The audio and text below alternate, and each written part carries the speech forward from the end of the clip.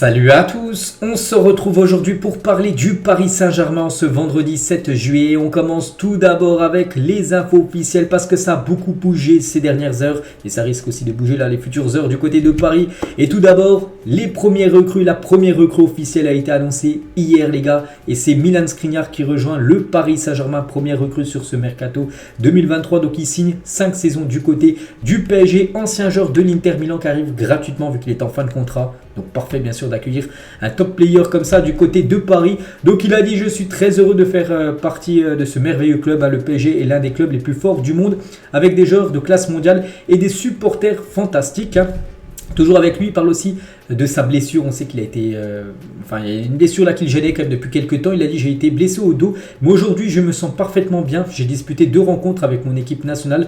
Je n'ai jamais arrêté l'entraînement. Je suis donc à 100% et peut-être même plus. Donc voilà, vraiment, il n'a plus de blessure actuellement.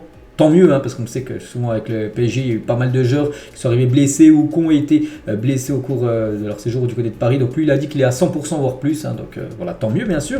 Concernant Skriniar, sur son sport et athlète préféré, il a dit le MMA et Conor McGregor. Donc ça, c'est parce qu'il répondait à une interview, tout ça. Donc voilà, quelques déclarations de Milan Skriniar en tant que nouveau joueur du Paris Saint-Germain. On lui souhaite bien évidemment la bienvenue. Lui aussi, on lui souhaite bien évidemment la bienvenue. C'est Marco Asensio. Donc officiel, deuxième recrue du Paris Saint-Germain. C'est Asensio qui signe au Paris Saint-Germain jusqu'en 2026. Lui, contrat de 3 ans pour Marco Asensio. Et comme Milan Skriniar, il arrive aussi libre. Donc le PSG a déboursé également 0€ pour Marco Asensio, ancien joueur du Real Madrid, un joueur qui a remporté quand même pas mal de fois la Ligue des Champions. Donc il pourra ramener son expérience de la Ligue des Champions du côté de Paris. En plus on sait que la Ligue des Champions c'est ce que veut le PSG, donc il pourra ramener toute son expérience. On lui souhaite la bienvenue bien sûr à Asensio et sur son arrivée c'est un privilège de faire partie de ce grand club qui est le PSG. J'ai hâte de rejoindre mes nouveaux coéquipiers et de travailler avec eux pour atteindre de grands objectifs, on espère la LDC. Sur son style de jeu, même si bon je pense que tout le monde connaît Marco Asensio, donc il a dit je suis un joueur qui aime aller de l'avant, qui aime être en contact avec le ballon, faire des passes décisives et marquer des buts. Pour ce qui est de mes points forts, je pense à la frappe de balle et la vision de jeu. C'est vrai que la frappe de balle, les gars, j'ai vu pas mal de matchs de Marco Asensio. Il a une grosse frappe de balle. Il frappe de très loin souvent. Puis souvent c'est cadré. Il a marqué de magnifiques buts comme ça. Des magnifiques golasso, comme on dit en Espagne. Donc voilà, on a hâte qu'il marque beaucoup de buts. Du côté de Paris, toujours avec Marco Asensio, les objectifs collectifs sont de gagner tous les titres possibles. C'est une grande équipe, un grand club. Je suis déjà venu jouer ici. J'ai pu voir qu'il y avait de bons supporters, une belle ambiance au stade. Bien sûr, il est déjà venu du côté du parc quand il venait avec son équipe du Real Madrid. Il parle aussi de la Ligue 1, c'est vrai qu'il va passer de la Liga à la Ligue 1. Je dirais que c'est un championnat compétitif avec beaucoup d'intensité physique, mais aussi avec beaucoup de joueurs de talent. On sait tous que les joueurs français sont très talentueux. Voilà un peu ce que je sais de la Ligue 1. Bon, après, on ne sait pas si il sait vraiment, mais bon, il a peut-être entendu juste des dires. On peut dire sur la Ligue 1, c'est qu'on sait que c'est un championnat très compliqué. La Ligue 1, il y en a plein qui pensent à un championnat éclaté parce que les clubs de Ligue 1 ne sont pas performants en Coupe d'Europe. Et n'oubliez pas que la Ligue 1 est très dur, bien sûr c'est compliqué. Le PSG a remporté quand même la 11e fois la Ligue 1 pour vous dire quand même l'exploit on peut dire du PSG. Donc voilà, il va goûter ça au championnat français là dans quelques jours. Marco Asensio. Et lui, il a été aussi interviewé, donc un mot que tu connais en français, ici c'est Paris, il a déjà le slogan du PSG. Et Marco Asensio, sur sa légende préférée au PSG, il a dit Zlatan Ibrahimovic. Donc après il a fait plein d'autres déclarations, peut-être que je vous dirai dans les jours futurs, voilà, les plus importantes bien sûr concernant le nouveau joueur, Marco Asensio. Du coup ça fait le début du mercato, enfin ça a bougé parce que quand même on était le 7 et là depuis quand même avant-hier ça a bougé parce que depuis l'arrivée de Luis Enrique, de toute façon c'était ça du côté du PSG, c'était d'annoncer l'entraîneur puis après annoncer les recrues. Donc pour l'instant 2 recrues, Asensio, Skriniar, pour l'instant libre les deux. Côté départ il y a toujours Messi, Ramos libre et Junior Digne Mbembe qui signe officiellement du côté de Francfort où il a été prêté. En gros il lève l'option d'achat. Donc voilà pour l'instant, mais bien sûr ça va beaucoup bouger là. Peut-être aujourd'hui, peut-être là dans le week-end pour en avoir peut-être 1, 2, 3 autres recrues du côté de Paris parce qu'il y a des joueurs qui sont très très proches comme Ugarte.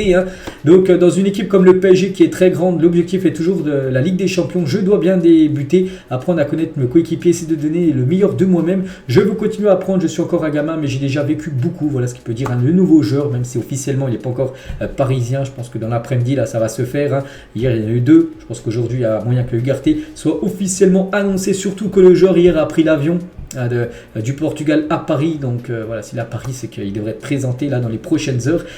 Ugarte. On va parler aussi d'un joueur, les gars, c'est Félix. Hein, et Félix veut rejoindre le Paris Saint-Germain d'après le journal AS. Donc l'international portugais serait intéressé par une signature dans le club de la capitale. Il voit d'un bon oeil la présence de plusieurs Portugais au club. C'est qu'il y en a pas mal. Hein, Nuno Mendes, Vitinha, Danilo Pereira. Le projet parisien lui plaît et il aimerait être coaché par Luis Enrique. Le coach, lui, de son côté, apprécie beaucoup le joueur. Donc voilà, c'est vrai qu'il y a eu la rumeur Félix il y a à peu près une semaine. Du coup, ça avait été éteint très rapidement parce que le PSG n'avait pas été intéressé, c'était une fake news. Puis là, en gros, d'après ça revient cette rumeur.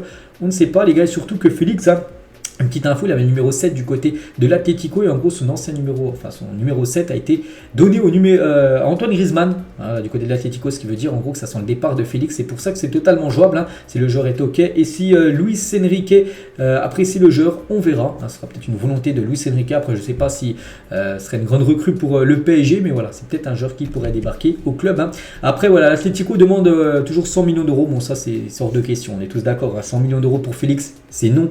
Hein, l'avoir en prêt, comme ça a été le cas, là, n'oubliez pas qu'il avait été prêté à Chelsea, c'était un prêt payant. Chelsea avait déboursé 11 millions d'euros pour l'avoir 6 mois en prêt. Après, voilà, tu peux l'avoir en prêt, je sais pas, une année, tu vas payer 15 millions, voilà. Mais bon, tu l'as en prêt, mais voilà, 100 millions, on est tous d'accord hein, que c'est pas possible de mettre autant d'argent sur le joueur Félix. On va parler de Gabri Veiga aussi, un joueur qu'on a annoncé là ces derniers jours. Hein. Donc Chelsea doit tenir des pourparlers pour Gabri Veiga la semaine prochaine. Hein. Le PSG ainsi que d'autres clubs suivent toujours le joueur espagnol, hein. Donc le PSG toujours dans le dossier. On va voir qu'il y a aussi pas mal d'équipes hein, dans le dossier. Gabri Veiga. Concernant aussi Victor Roque, donc il y a une offensive du PSG, d'aussi d'autres clubs anglais. Hein.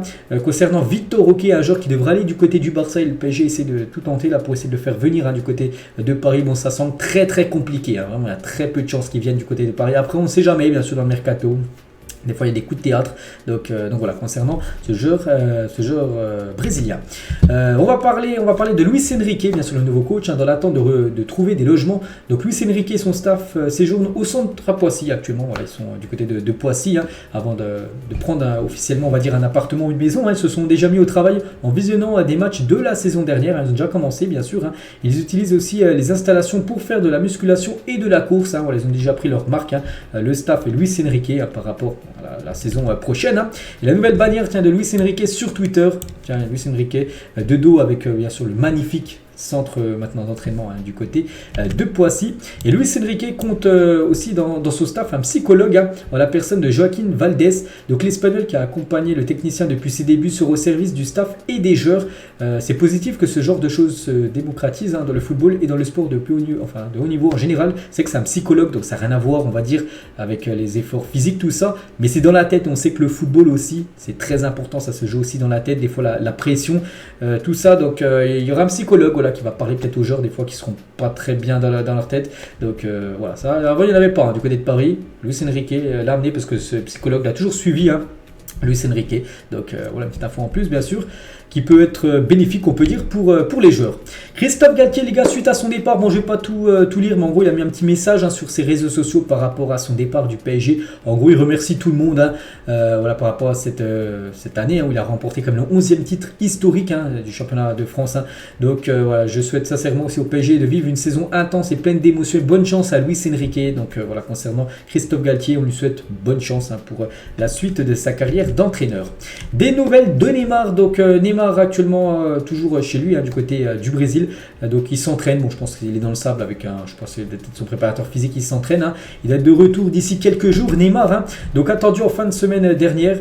Neymar a vu sa date de reprise être décalée par le PSG, d'une part parce qu'elle a été repoussée pour tous les joueurs et d'autre part parce que le club lui a laissé du temps pour régler ses affaires extra-sportives hein, parce que là on sait Neymar il a toujours pas mal d'affaires hein.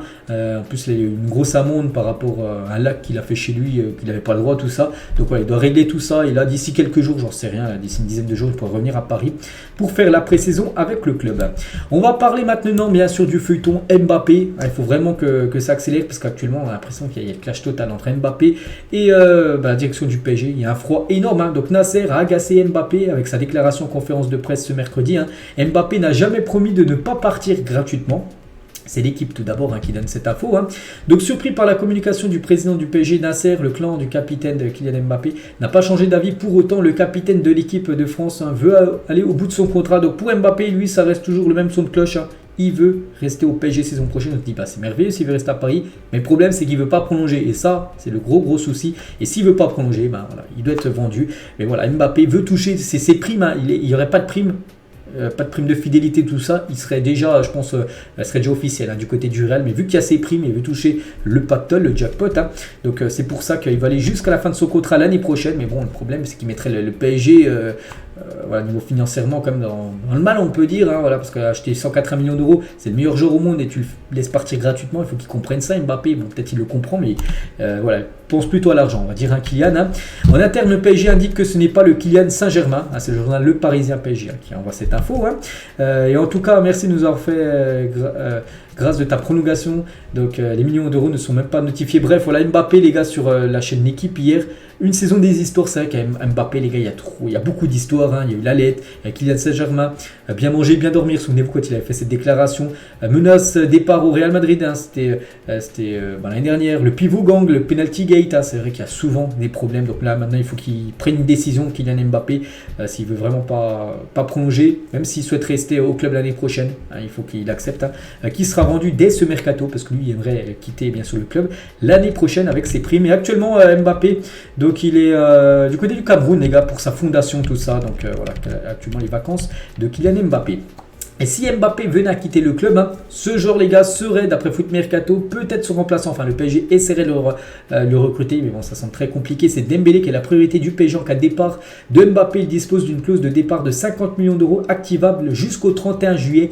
Mais d'après ce qui se dit en Espagne, le joueur se plaît très bien au Barça. Parce que même si le PSG lève la clause de départ de 50 millions d'euros, il faut que le joueur est ok aussi pour rejoindre hein. Le PSG pour l'instant il n'est pas du tout ok. Donc voilà, concernant Ousmane Dembélé. Et on finit les gars avec le Stade de France. Hein. L'État a retenu au moins 3 dossiers de candidature pour l'achat et ou la concession du Stade de France à partir de juillet 2025, dont celui du PSG, parce que le PSG on sait qu'ils aimeraient être propriétaire du Parc des Princes, mais c'est bien la mairie hein, qui est le propriétaire du stade, et du coup le PSG ne peut pas augmenter la capacité. C'est pour ça que le PSG, la QSI aimerait avoir un stade digne du PSG, un grand stade avec une grande capacité. C'est pour ça que le PSG a lancé un dossier tout simplement pour acheter officiellement le Stade de France. Ce qui voudrait dire que le PSG jouera au Stade de France. Bon, je ne sais pas si c'est une bonne nouvelle, mais vu que la mairie ne veut pas le vendre, le Parc des Princes, QSI essaie de chercher d'autres alternatives. Donc voilà les gars ce qu'il y avait à dire aujourd'hui. J'espère que ça vous a plu. On se retrouve demain en espérant d'autres signatures officielles bien sûr au sein de l'équipe. Allez, moi je vous laisse et on se souhaite,